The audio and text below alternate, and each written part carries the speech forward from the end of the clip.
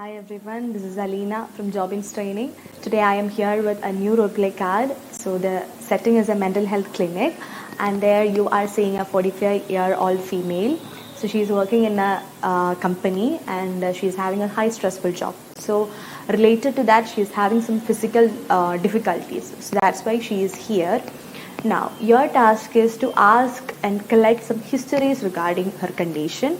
So for that you need to ask things related to her sleep, her work, her energy, her mood. So this kind of things should be included in your conversation. And then she is having concerns regarding her job because she need to take leave if she's having a condition. So there you need to instruct her about leave of absence. And then you can explain about some treatment options such as medications, which is short term. And then you can say about support groups. And she is asking you for a diagnosis, that is, she is suspected to have depression. She is suspecting it as herself. So that also you need to convince her that treatment options are available for that condition. And then about the depression also, you are not the authorized person to give a definitive diagnosis. So that point also should be there. So this is about your task here. So let's move on to the video. So the setting is a mental health clinic. You are speaking to a 45-year-old project manager in high-stress world of corporate finance prior to her consultation with the doctor scheduled in 15 minutes. She has been referred to your clinic by the company's employment assistance program after she missed a few business meetings and has been inconsistent with showing to work. So here are your tasks. Now, how can you lead a good conversation in this cue card? So you can introduce, we can imagine that the nurse's name is Tina and the patient's name is Julie. So here you can introduce like, hello, my name is Tina and I'm one of the registered nurses in this facility. What would you like to be called? So patient will say Julie. So as she is a referred case, you can just ask, all right, Julie, you have been referred to our clinic by your employer. Is that right? So she will say, yes. Now, you can just say that your employer feels that you are having difficulty with balancing work commitments. So he thought it would be a good idea for us to have a discussion to see if we could help. Would that be all right with you? So there, you are just making the patient feels happy about herself, or you are avoiding the guilt of herself because her employer sent her to us. Now you can start with some questions. So could you tell me how you have been feeling lately? So she will say, according to the cue card, I'm just fed up. So you can ask for more details.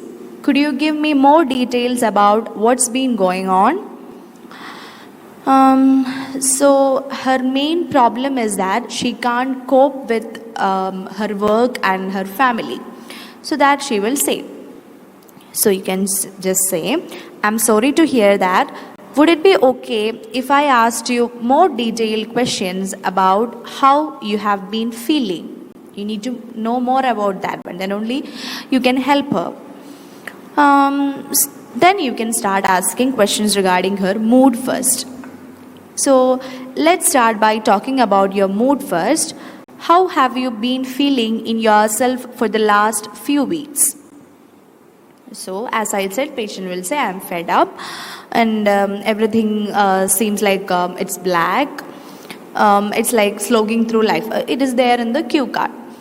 So you can just ask, right, so just to check for my understanding, when you say that everything seems black, do you mean you feel miserable? So you are asking about her feelings. So she will say yes. Now you can ask about the onset of this one. Can you remember when you started feeling this way? So according to the cue card, it's some 3 months ago. Okay, So, right, have you been feeling tearful? Has that been happening recently? Because normally, this kind of people, they will have a tendency to be feeling tearful very fastly. So, you can ask about that one. So, there is one incident in that cue card about dropping some sugar and she burst into tears. So, that she will share with you. Right, so it's the slightest things that make you tearful, things that wouldn't ordinarily bother you. Is that correct? So you are counter checking that one. So she'll say yes. Now, now you can ask about her energy levels. So you have been feeling very low with episodes of tearfulness. What about your energy levels? Are you managing to keep up things? So she will say like, I used to do a lot with kids and all about, for example, swimming, playing. But now she is spending all the day on the sofa unless she's going to work. So as she said about her children, you can ask about her children. All right, how many children do you have? So she'll say 2 kids. According to the cue card, it is 2 kids, a son and a daughter. And you can ask their age also. Are they supporting, to know whether they are supporting her or not. And how old are they? So her son is 15 and her daughter is 13. Now you can ask about her work. How have you been managing at work? So according to her current condition, she is exhausted. So that she will share. So when she is saying that she is exhausted, you can ask about any support which she is getting. So it's indeed quite difficult to feel this way. That is, you can say when she is saying she is exhausted. Then you can ask, do you have any support at home? What about your husband? So according to the cue card, he passed away in an accident last year. So she will say that. So you can empathize with her. I am very sorry to hear that. Is it alright if I ask how you have been dealing with his loss in order to know about the grief and all? You can ask that. Or else you can specify the question, have you shared your feelings with someone you trust? So she'll say she actually doesn't get any kind of time for sharing her feelings and all, because she is a single parent. She need to work, she need to spend time with kids, so she doesn't have any kind of time. So you can appreciate her by saying, it must be challenging if things are difficult around, so I appreciate you for dealing with that. And you can ask about her sleeping. As she is having these depressive symptoms, her sleep also will be deteriorated. So that you can ask, how are you sleeping, Julie? So she will say she can't sleep in a normal level. And so you can ask more details about the sleep. Okay, do you wake up during the night? So there is a detailed thing in the cue card that last night also she woke up at 4. She watched at the clock and she was staring at the clock. So there you can ask, is there anything that made her happy? So that thing you can ask there. Because she is saying she can't sleep, she can't do work, she can't be with her children. So is there anything that she normally enjoys? So how you can ask that, what about things that you normally enjoyed? Is there anything that makes you happy or energetic these days? So she was enjoying her life previously with her kids and all. She used to cook. Now she's not bothered about anything. So you can say, I can understand how distressing it must be. So the patient will have a thinking that this thing is causing me to have depression, or this thing is causing me this condition. So you can ask about that. What do you think might be causing it? So there also she will share her concern regarding her family. She can't balance her work, her family. She is exhausted. accepted and all.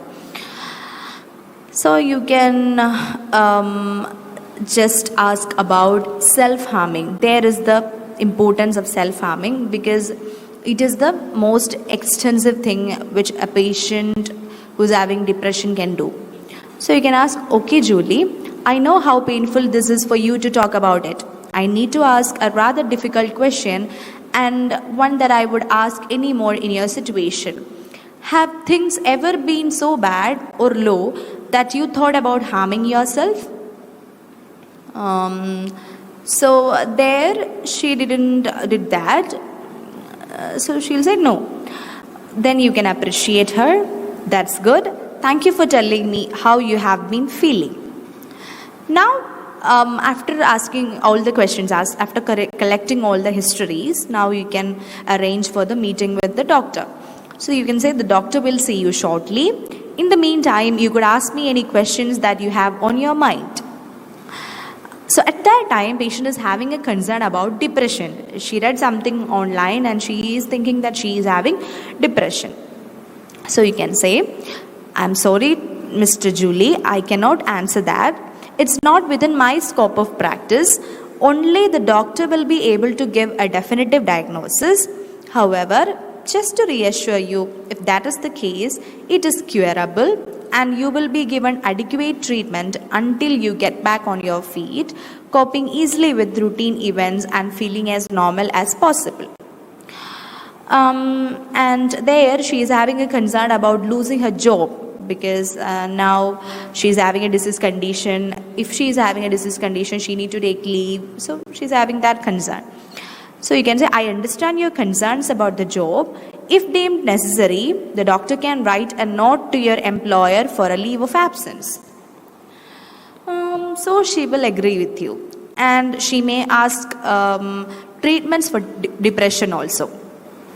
Because she don't want to be addicted to medication. She heard that so many people are dependent on medications for years. So you can say, I can appreciate your fears regarding becoming dependent on medications. However, it would be best to leave it to the doctor to create a coordinated treatment plan. He will be able to decide whether you will benefit from medication or not. He might link you with a support group where you can explore your feelings with others in a safe, facilitated setting or start a mild medication for a brief period. So, okay, patient will agree to you and then you can ask for further concerns. Is there anything else that you would like to know? So, she'll say no. Okay. So, then you can just, the doctor would be ready to see you shortly. You can wait here and if you have any concerns, you can call me at any time. So, thank you for listening to me. You can wait here. So, you can end up the conversation like this. So as a conclusion, if you are following the questioning pattern which I have mentioned earlier, you will get adequate information from the patient on this cue card. So I hope this video will be helpful for you guys in order to conduct such a conversation. So thank you for watching my video. I'll see you in the next session.